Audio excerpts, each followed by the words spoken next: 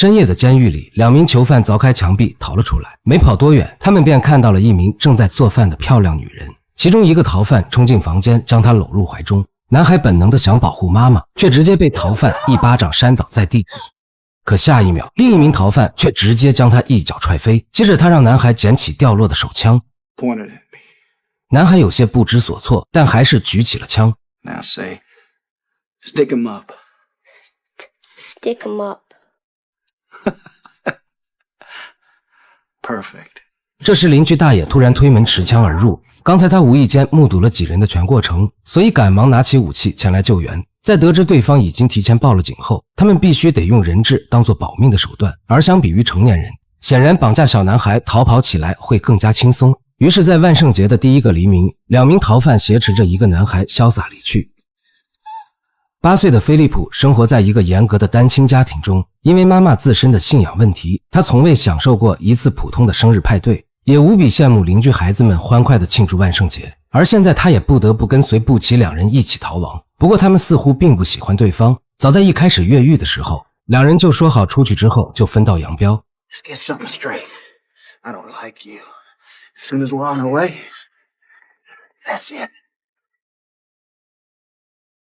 而事实也证明，他们确实不是一路人。后座的同伙性格残暴，一路上他将本就不多的子弹随意的四处乱射，击破农户的水塔，射穿汽车的顶棚，甚至还动不动就打菲利普的头。布奇什么都没说，让菲利普稳住方向盘。2 seconds, I'm gonna break your nose. That's a threat. 同伙这才老实起来，布奇则趁机一把夺过手枪。在路过一家超市时，布奇想进去买点东西，于是将手枪交给了菲利普。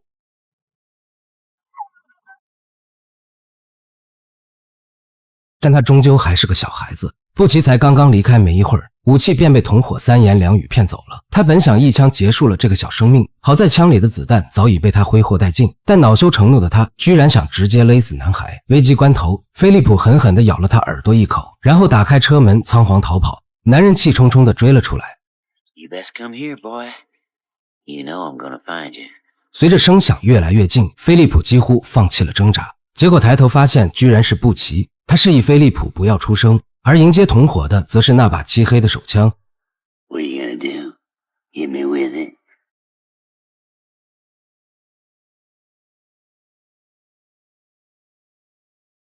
You and me are friends. 随着一声枪响，玉米地里恢复了平静，同伙也再没有爬起来过。布奇很快就发现了躲起来的菲利普，但却并没有胁迫他跟自己走，反而将选择权交给了男孩。不知为何，菲利普似乎并不讨厌眼前的家伙，竟自己主动上了车，同时也对这趟特殊的旅程充满了无限期待。与此同时，警察也对他们展开了调查与追捕。此时正值州长选举的关键时刻，如果这件事情办不好，很可能会影响他的选票结果。于是命令警长要以最快速度破案，并且必须安全带回人质。好在布奇不仅没有伤害菲利普，还贴心地为他开汽水喝，但菲利普还是忍不住问道 Are you gonna shoot me? No, hell no. Me and you are friends. If I was choosing a running buddy, I'd take you over him any day of the week. 或许是察觉菲利普依然还存有顾虑，于是为了让男孩相信自己，布奇提出要玩时光机游戏。他将汽车比喻成一架时光机，布奇是船长，而菲利普是领航员。 Out there, that's the future. And back there, well, that's the past. If life's moving too slow, and you want to project yourself into the future, just step on the gas right here. See? And if you want to slow her down, well, hell, you just step on the brake here, and you slow her down. When you think of me, I've gone too This is far. the present, Philip. Enjoy it while it lasts. 菲利普并不是很懂布奇到底在说什么，但他并不觉得对方是坏人。此刻2颗原本孤独的心也在不知不觉间更近了些。布奇知道这辆车肯定已经被警察所盯上，于是打算重新换一辆。他很喜欢福特车，因为他的父亲曾经一直在开这种车。没过多久，2人就发现了目标。于是布奇想让看起来人畜无害的菲利普帮忙看一下车钥匙在不在车上，但男孩似乎有些不太愿意。 Don't have to if you don't want to. Set me alright. But I appreciated you being the new navigator and all. Why do I see a set? Set me alright. Why do I see a set? 幸运的是，钥匙就在车内。布奇则大摇大摆地走进后院，在顺走干净衣物的同时，还不忘和农夫打个招呼。对方也挥手表示回应，但下一秒便回过神来，这家伙不仅顺走自己的衣服，还要开走自己的爱车。布奇赶紧让正在尿尿的菲利普上车，农夫则趁机死死抓着副驾车窗不撒手。情急之下，布奇默默掏出了枪。善良的菲利普害怕他真的会扣动扳机，于是狠狠咬了男人一口，这才没有闹出人命。而之所以刚才菲利普尿这么久，是因为下车前一口气喝了4瓶汽水。毕竟从小到大，母亲都不允许他喝任何饮料。听完布奇也没有责怪男孩，反而还好奇起他的父亲。只可惜菲利普已经很久没见过他，久到他甚至已经忘记父亲临走时的样子。Me and you got a lot in common, Philip. When I'm looking back, The both of us is handsome devils. I'm 22. We both like RC Cola. And neither one of us got an old man worth a damn. 说到父亲，菲利普默默低下了头。母亲说过，等他10岁的时候，父亲就会回到他们身边。虽同是天涯沦落人，可布奇却还是无情地揭穿了这个谎言。他们的父亲都一样，都彻底抛弃了这个家。Guys like us, Philip, Set me alright. we gotta be on our own. Why do I see a See set? foolish destiny.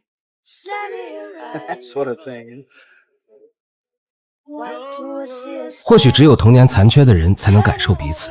既然都缺少父亲，那就做彼此的依靠。于是布奇决定给菲利普买万圣节套装。然而很快巡查的警员便发现了他们。广播中的通缉令也让老板认出布奇就是逃犯。他本想拿起电话准备报警，却看到了布奇警告的眼神。如果没有必要的话，他并不想伤害任何人。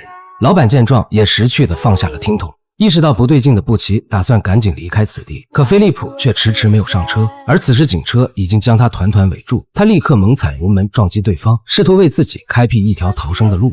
菲利普则趁所有人不注意，偷溜进店里顺走了一套他最喜欢的小精灵戏服。 Why do I see a Buzz, set? you little shit! Shoplifting is crime.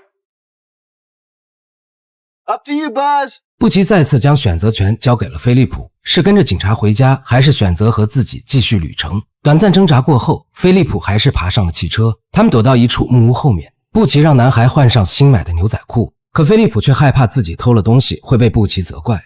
Well, hell, Philip, put it on. You ain't mad? Let's understand each other. Stealing's wrong, okay? 这时警车又出现在了附近，布奇不得不驾车离开这里。一路上，布奇教会了菲利普很多东西，包括怎么和对象来车打招呼，对方也给予了热烈回应。可尴尬的是，拖车上正好就是警长一行人，有时候世界就是这么渺小。于是司机立刻掉头跟了上去。看着越来越近的拖车，布奇也察觉到了不对劲，他赶紧让菲利普在后座躺好，然后一脚油门直接冲入了荒野之中。警察的车在剧烈颠簸后迅速分了家。不过好运并非总是眷顾着布奇，他们意外进入了一条还没修好的路，接下来的路可能需要徒步前进。菲利普好奇他们到底要去哪里，布奇则掏出一张已经老旧发黄的明信片。 It's Alaska, Philip. Last of the wild frontier. It's pretty. It's beautiful.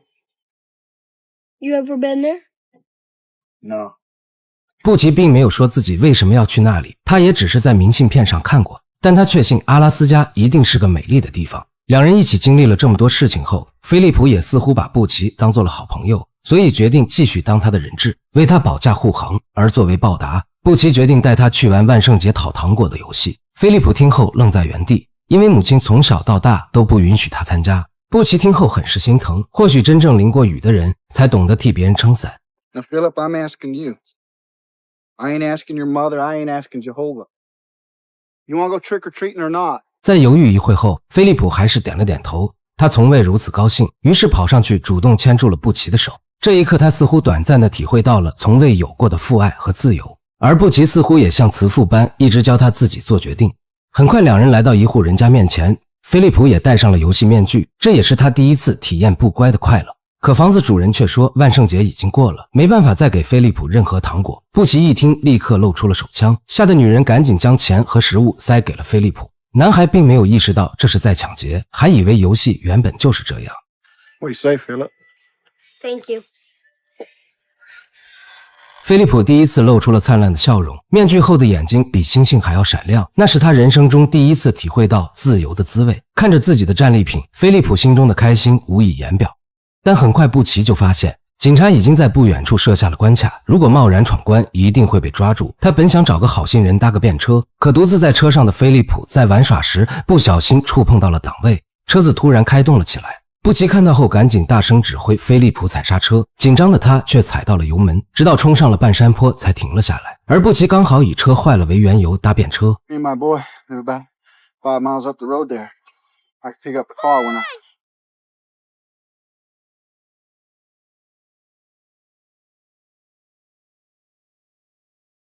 Hey, Phil! Step on the brake! Hey!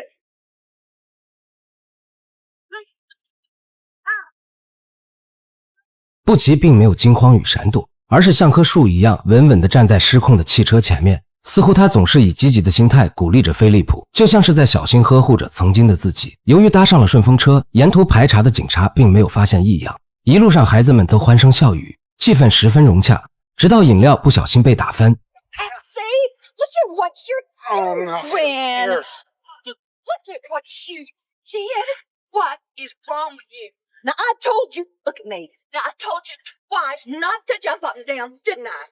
Now, didn't I? 因为一个再平常不过的小错误，母亲便当着外人的面狠狠教训了孩子。布奇的脸色瞬间也阴沉下来，他很讨厌只会动用暴力的家长，于是一气之下便将一家人赶下了车。 They look funny. Maybe. But Bob did the right thing. What if he put up a fight? I might have had to shoot him. Where would that family be then? Now Bob's a fine family man. That's about the best thing a fella can hope to be.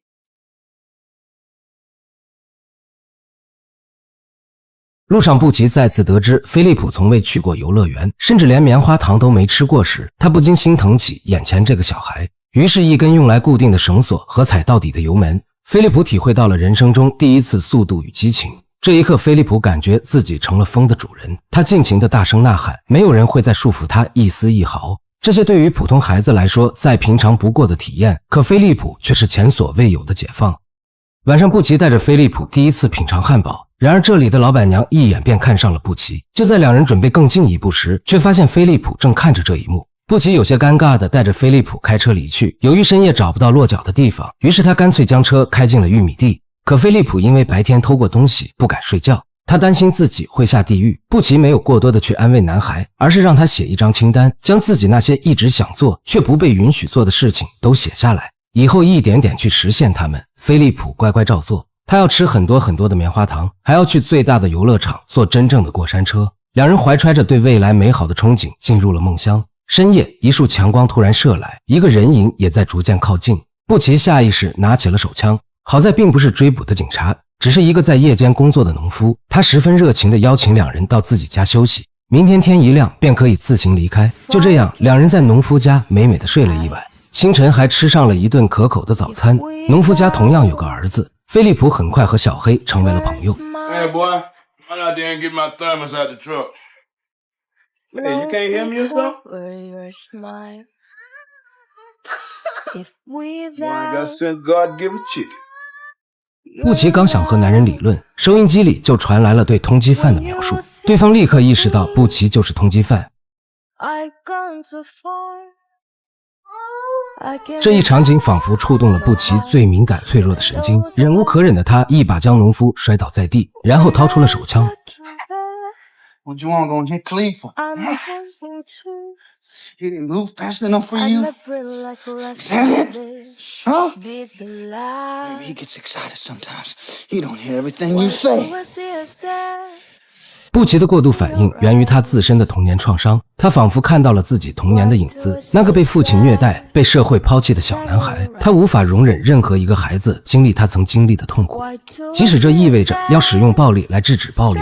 随后，布奇拿枪指着农夫 Now you hold that boy. And you tell him you love him. Lee, I love you. No, man. Say it like you mean it. This boy knows I love him. Say it. Please, mister. I got a sense about you. I know you a good man. No, I ain't a good man. I ain't the worst neither.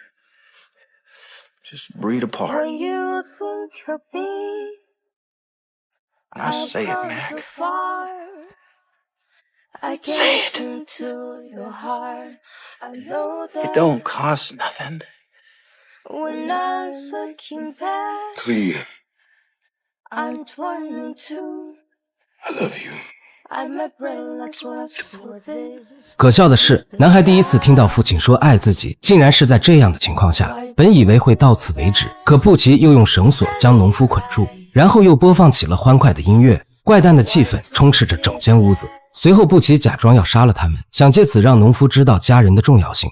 就在他找好胶带将所有人都捆住后，手枪早已经到菲利普手中。或许是出于对布奇行为的不理解和恐惧，亦或许是出于一种幼稚的保护欲，他想要阻止布奇杀人，他想要保护这个如同父亲般的人不再犯下更重的罪行。随后菲利普慌乱地跑了出去，将手枪迅速扔进井里，还拔掉了车里的钥匙，然后钻进了一旁的树丛。小精灵戏服也不小心被铁网刮破，而布奇只是强忍着疼痛，一步步来到了农夫面前，将可以用来脱困的刀子留在了桌子上。 Thanks for your hospitality. 随后他努力呼喊着菲利普的名字，靠着痕迹一点点寻找他的身影。 That's a hell of a thing to do, Philip. You're a hero. Probably be in all the papers tomorrow. How you save those folks? Truth is, I don't think I'd have killed them, though. Only killed 2 people my whole life. One hurt my mama. One hurt you. 可这些话菲利普根本听不到，他依旧拼命地向前逃跑着。而尽管布奇几次跌倒在地，但却一次次地挣扎起身，最后筋疲力尽地瘫坐在菲利普所在的大树下。他再次拿出了那张阿拉斯加照片。布奇之所以要去阿拉斯加，是因为他的父亲在那里。老旧发黄的明信片正是父亲在多年前寄给自己的。明信片的背后有一段文字 Listen here what he says about it. Dear Robert, just wanted to tell you that me leaving has nothing to do with you. Alaska is a very beautiful place, colder than hell most all the time. Someday you can come and visit, and we'll maybe get to know each other better. 话语简短而温馨，是布奇记忆中父亲的模样。尽管他的心里恨透了父亲，可还是一直想要去和父亲见一面。此时的布奇因为失血过多瘫倒在地，他再也没有力气前往阿拉斯加。菲利普见状赶紧跳了下来，也终于明白自己误会了这个男人。此时大批警车也缓缓赶到，他们将草地包围，布奇再没有了逃生之路。而菲利普的母亲也赶到了现场，喊话表示自己可以付出一切，只要他不伤害自己的儿子。布奇果然提了一个要求。 Hey, Captain, you got any candy? What? Candy, you know, Halloween candy. Popcorn balls, caramel apple, gum, shit like that. You all hungry? You find me some candy, I'd deliver up a ghost. 他没有要求逃跑的车辆或自由，而是选择在生命最后一刻，居然想帮一个刚认识2天的孩子玩一次万圣节游戏。警察赶紧去找来了糖果，紧接着布奇让菲利普拿出那张愿望清单。 The old lady's gotta swear to take him trick-or-treating every year. One more thing. She's gotta promise to take him to the fair, for roller coasters, and cotton candy whenever he wants. Not bad she gives me those things. Don't kid her, Philip. I know just how you feel, Philip. She promises! Make her say it! I promise. Can we trust her? She's a real good mama.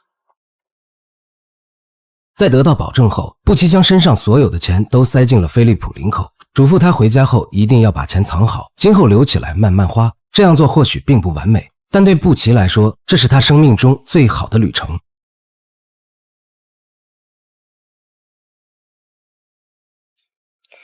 Bye, Philip. It's been one hell of a ride.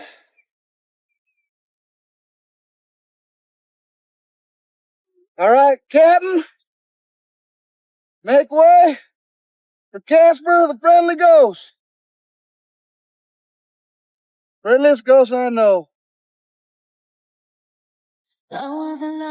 他让菲利普戴上面具，举起双手，像小鬼一样张牙舞爪地朝警察走去，自己则向远处艰难地挪动着。没走几步的菲利普似乎意识到了什么，赶紧回头看去，看着那道艰难爬行的身影，他一把摘下面具，朝着布奇全力跑去。他知道，如果自己就这样离开，那么警察一定会扣动扳机，所以他赶紧弯腰，死死抱住了布奇，想用自己的身体保护这位亦有亦负的男人。随后亲自拉着布奇的手，天真的想带他去和警察认错。或许只要布奇去自首，那么若干年后，说不定他们能一起组建一个完美的世界。警长看出布奇不会伤害孩子，于是让狙击手按兵不动，没有自己的命令绝对不能开枪。自己则来到了两人面前。布奇请求警长放他，再跟孩子说句话，他有一样东西要交给菲利普。或许今后菲利普可以替自己去看一眼阿拉斯加。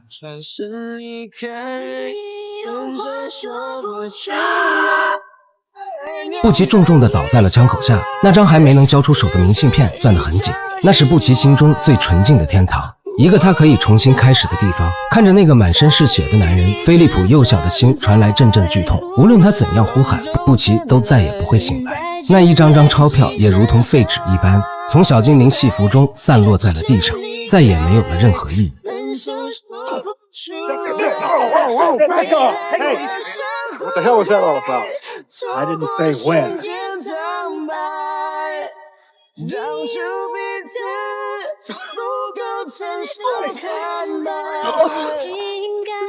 直升机带着菲利普冲向天空，草地上的布奇却如同睡着一般。他最终未能到达他梦想中的阿拉斯加，也没能给予菲利普长久的陪伴。可在短短几天内给予菲利普的爱和自由，却永远改变了这个孩子。这不仅仅是一个充满救赎的感人故事，更是一封写给童年的情书。如果说人生是一辆车，童年是方向盘，或许有些人会握得很稳，但有些人从一开始就坏掉了。布奇和菲利普就是两个被童年塑造的不同版本，一个被世界推向深渊，一个还站在悬崖边上。或许他们的相遇不是绑架，而是命运安排的一个测试。布奇从小缺失父爱，所以在菲利普面前毫不留情地戳破了爸爸还会回家的谎言，可他自己却开着曾经父亲最爱的福特汽车一路向北，努力寻找着父亲的痕迹。而菲利普同样如此，生活在单亲家庭的他，从小就缺少了能够依靠的翅膀，但布奇的出现却为他打开了一个全新的世界，给了他勇气和力量去面对未来的生活。这种短暂而深刻的影响，或许正是我们在这个不完美的世界里所能体验到的最接近完美的瞬间。什么是完美的世界？有人爱的世界就是完美的世界。真正的完美世界不在于没有阴影，而在于我们学会在黑暗中辨认星光，学会去爱身边的每一个人，不在于消灭一切不完美，而在于带着伤痕继续前行的勇气。当我们放下非黑即白的判断，拥抱人性的复杂性和矛盾性，或许我们就能在这个看似不完美的世界里，发现那些转瞬即逝却永恒完美的瞬间。它们就像德州公路上那辆福特车扬起的尘土，在阳光下闪烁着金色的光芒，指引着我们通往理解和救赎的道路。当初彼此不够成熟坦白，我应该热情不在，你的笑容变成不来，爱深埋山不海。